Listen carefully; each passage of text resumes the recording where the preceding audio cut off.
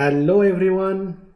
Now we are going to discuss about an important function which is called Lambda function or Lambda facility that is available in Python. So what is that Lambda does? Lambda basically is an anonymous function.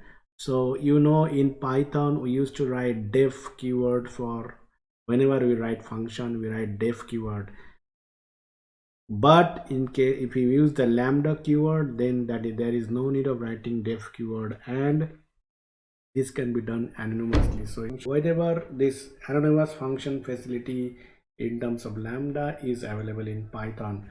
So a lambda function can take any number of arguments but can only have one expression. So how to write a lambda function? So we can see lambda keyword you have to write, and then arguments, and then this colon, and then your expression. Okay, so let us say, so this is how we should define the lambda function. First lambda keyword, then arguments, and then expression. Let us say we are going to multiply 10 to argument x and return the results. Okay, we're going to multiply 10 to the argument x and return the result.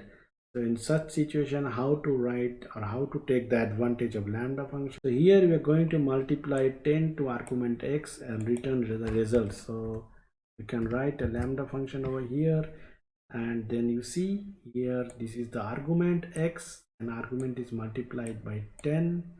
Okay, and here I am giving 4, that means x value will be 4 will be multiplied 10 times, so the result should be 40.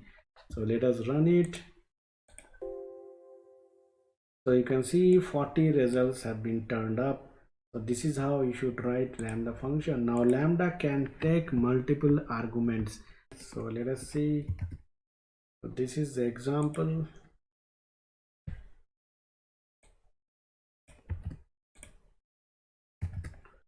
So here the value of lambda, this keyword is actually going to multiply x and y.